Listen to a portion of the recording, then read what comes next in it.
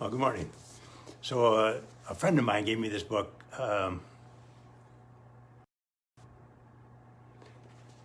10 Times Happier, How to Let Go of What's Holding You Back by Owen O'Kane. And well, actually, I've read the whole thing, but the title of the first chapter was Stop Looking Back, You're Not Going That Way, which I thought was quite cool.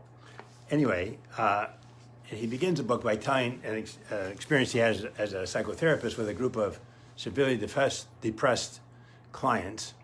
And it was a 12-week program, 12-week group, and they were in about week 4 or 5, and he felt stuck, they were stuck, and one of the participants called him on it.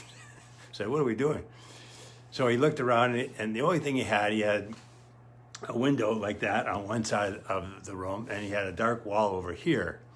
And he said to them, sort of intuitively, he said, well, let this represent the past, what things are like, and this is the future. And so so then he had him stand up and he said, I want you to face the way that you want the group, the therapy to go. And they all automatically turned towards the window.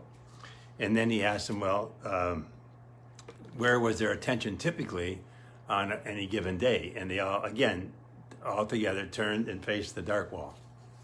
So then he asked them, what do you think might be the problem of spending a lot of time focused on the wall?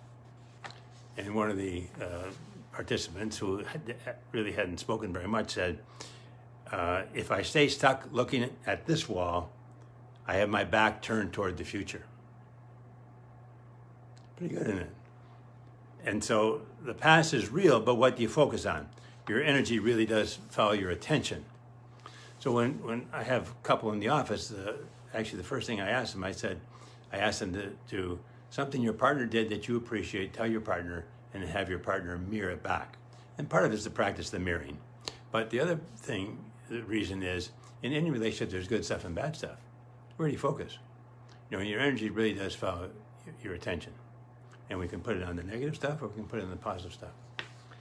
And then, years ago, Alfred Adler coined the phrase, it's not what you possess, it's how you use it. And I always use the example of Terry Fox, a young Canadian who lost a leg to cancer and decided to run across Canada to raise money for cancer research. Another young lad could have the same affliction and sit there and say life's not fair. They both possess the same thing, use it quite differently. He couldn't do anything about the loss of the leg of the cancer, but what he did, pretty impressive. And the same with us.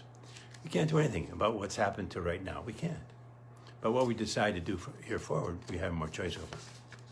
Right? So O'Kane is not saying that the dark ball didn't happen in whatever form it might take in your life or my life. But we do have a choice about facing that wall or facing the future.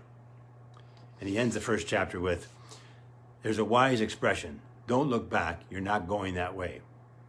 Sometimes we have to look back, but it doesn't mean we should keep looking there. The people in my depression therapy group decided to stop looking back, and it became their way forward.